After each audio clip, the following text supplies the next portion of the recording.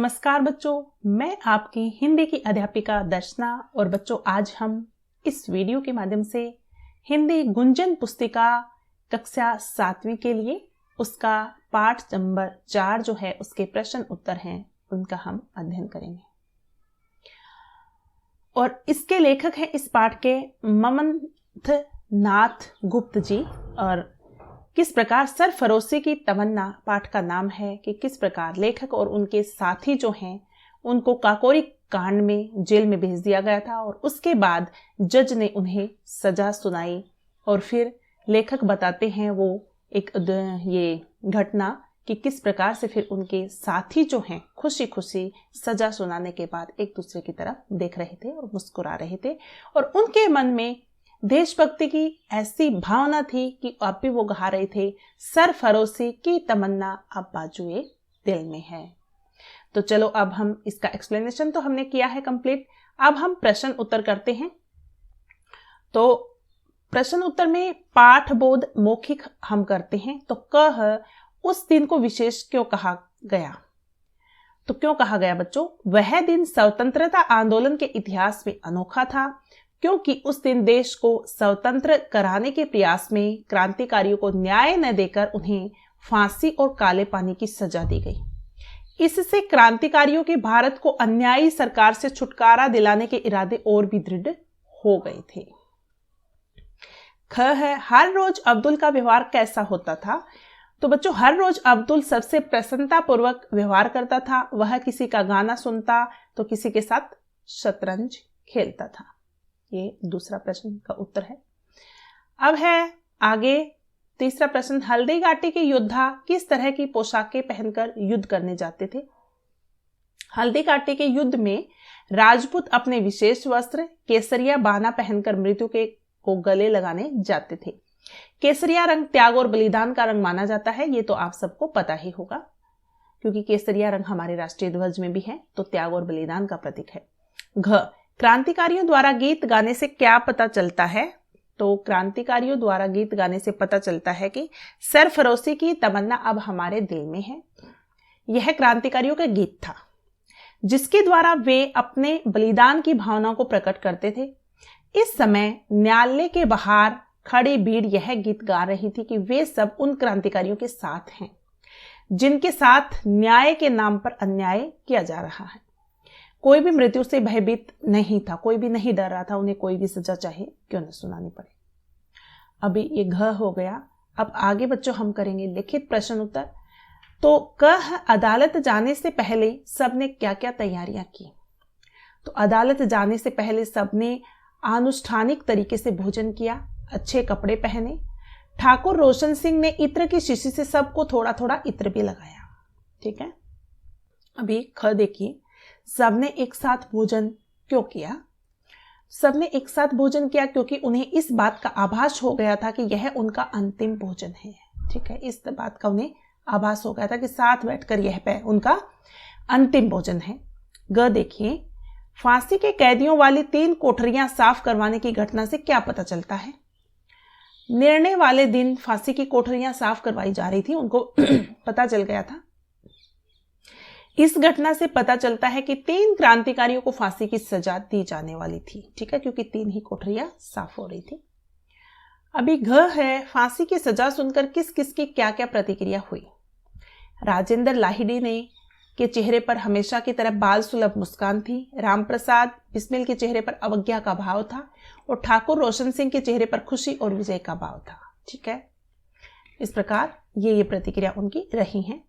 अब आगे है आशय स्पष्ट कीजिए। रोशन सिंह ने हंसते हुए हमें ऐसे देखा मानो वे सीधे स्वर्ग चले गए और हम रह गए। इस पंक्ति का क्या अर्थ है? तो जब सजा सुनाई गई थी तो ठाकुर रोशन सिंह के मन में यह भाव था कि देश पर बलिदान होकर वे जीत गए और अन्य सभी को प्रतीक्षा करनी है। ठीक है, देश के प्रति जो बलिदान दे सकते थे वो जीत गए हैं। अब है बच्चों, सही विकल्प चुनकर सही का निशान लगाइए। खाना खाने के समय बिस्मिल ने क्या सोचा? आज एक ही थाली में भोजन करना चाहिए, आज आनुष्ठानिक तरीके से भोजन करना चाहिए, आज भोजन नहीं करना चाहिए, या फिर आज रोज से ज्यादा भोजन करना चाहिए। क्या सोचा बिस्मिल ने? कि आज अनुष्ठानिक तरीके से भोजन करना चाहिए, ये इसका उत्तर आएगा। ख है, जेलर को बेड़ियां डालने के लिए क्या हिदायत दी? बेड़ियां डेली डाली जाएं, बेड़ियां उसके द्वारा खुद पहनाई जाए, बेड़ियों को कीलों की जांच कर ली जाए, बेड़ियां डालने के बाद चलना संभव हो। तो ये इसमें भी बेड़ियों की कीलों की जांच कर ली जाए, ये उत्तर सही है। आगे है ग, अदालत के बाहर का दृश्य कैसा था?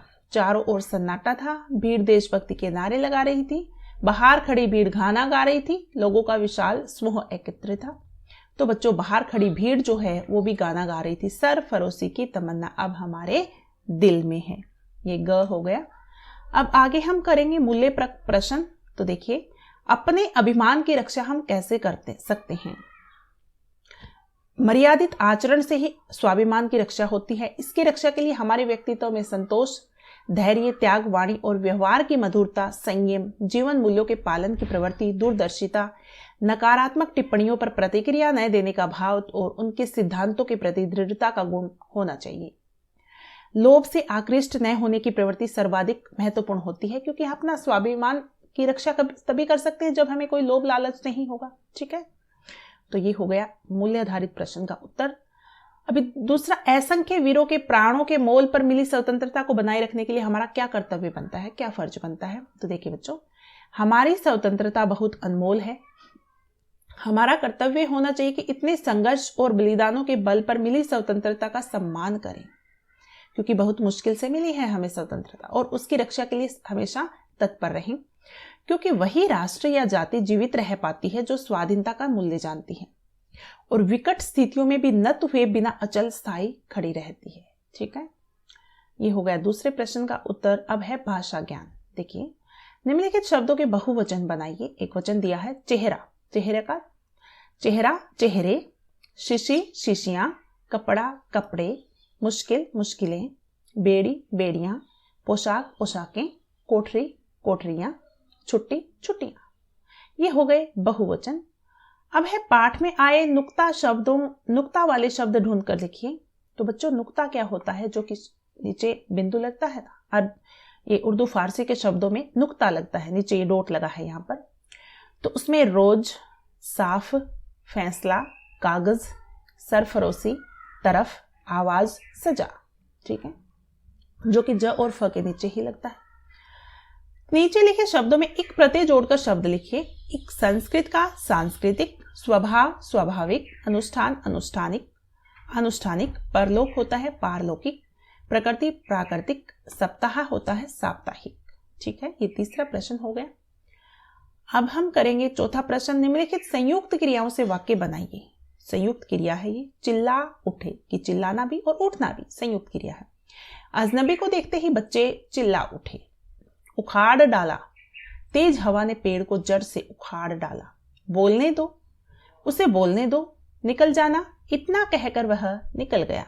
गिर जाना, गिर गया, वह अचानक पलंग से गिर गया। ये चौथा प्रश्न है, इसका उत्तर आपने पूर्ण किया। अब हम करेंगे पांचवा प्रश्न, जो अंतिम है। नीचे लिखे शब्दों के आगे लिखिए कि वे विकारी हैं या अविकारी शब्द। तो सबसे पहले बच्चों हम जान लेते हैं विकारी शब्द कौन से होते हैं और अविकारी कौन से होते हैं। जिन शब्दों में विकार उत्पन्न हो, जिन शब्दों में कोई भी परिवर्तन हम कर सकते हैं व्याकरण की दृष्टि से, वो होते हैं विकारी। जैसे संज्ञा, सर्वनाम, विशेषण, क्रिया, ये कौन से हैं? विकारी हैं। जिन शब्दों में हम विकार उत्पन्न नहीं कर सकते, कोई भी परिवर्तन नहीं कर सकते, ना लिंग, वचन में, कारक में, ठीक है, वो होते हैं अविकारी। उनको अव्यय शब्द भी कहते हैं। तो आइए छांटते हैं। ईमानदार होता है विकारी, क्योंकि ईमानदारी कर सकते हैं, और होता है तथा होता है अविकारी, और अविकारी होता है, इसमें कोई बदलाव नहीं हो सकता। गाड़ी का गाड़ियां कर सकते हैं तो विकारी है। रोटी का रोटियां कर सकते हैं, विकारी शब्द है। धीरे धीरे अविकारी है, इसमें धीरे धीरे या धीरू धीरू कुछ नहीं कर सकते हैं। खा रहा है विकारी है, क्योंकि खा रही है भी या खा रहे हैं कर सकते हैं। हम भी विकारी शब्द हैं। ठीक है, हम दो, हम सब, इस प्रकार से हम परिवर्तन कर सकते हैं।